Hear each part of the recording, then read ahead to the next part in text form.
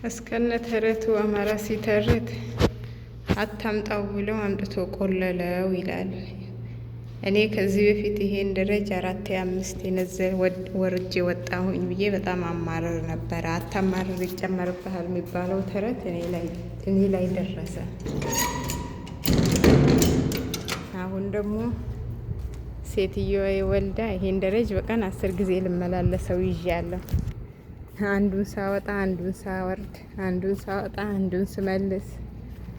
በፊት 2 3 ወጥቼ ስለወረድኩ በጣም አማረር ነበረ። አሁን ደግሞ ያን አማረርሽ ብሎ ነው መሰለኝ ጨረቃው ሲያምር ስብሃንአላህ። ያን አማረርሽ ብሎ ነው መሰለኝ ጭራሽ አምጥቶ ክምር። የነሱ ነገር ማለቂያ የለውም። እንኳን የቤተሰብ ቤት ስለሆነ አንድ ላይ ነን። ታች እናቷ ቤተሰብ ናቸው። በቃ መውጣት ነው መውረድ ነው። አንዴ ታወርዳላችሁ፣ አንዴ ታወጣላችሁ። እረ ይሄ ስደት አይኑ ይጥፋ ወላሂ። አንድ ቀን የሰው ክብር እንኳን ሳይሰጠን እድሜያችን ሰው ሀገር ጨርሰን እኛም እያማረርን እሱም እየጨመረልን በማረርን ሰዓት እየበለጠ እየተጨመረብን ነው። ይሄው እኔ አሁን ውሃ 10 ሊትር ውሃ በቀን አመላልሳለሁ ብዬ ነበረ የተናደድኩት የተማረርኩት። በእርግጥ ደረጃው በጣም ያማርራል። 3ኛ ፎቅ ነው። በጣም ይደክማል። በዛ ላይ እንደኔ እግሩ ለሚያመው ሰው በጣም ከባድ ነው።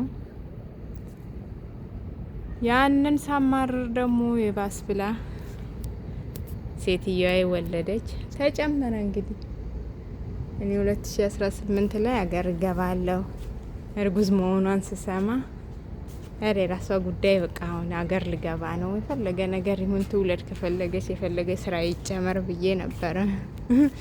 እንኳን ልገባ እናቴ የተወለደውንም ማሳደግ ይዣለሁ። 2018 አልቆ የ2019 እግሯ እያስገባች ነው።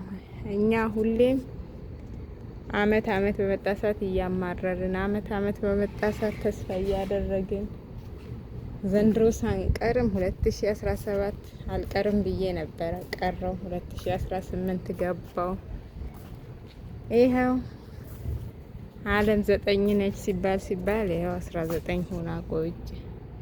2019 ደግሞ እንግዲህ ምን ይዞልን እንደሚመጣ እንገባለን ወይስ እንቀመጣለን? ወላሁ አለም። እንግዲህ እኔ ካሁን በኋላ እገባለሁ እንዲህ ነው አይደለም። ምክንያቱም በተናገርኩ ሰዓት ሁሉ እየከሸፈብኝ ነው እና ከባድ ነው።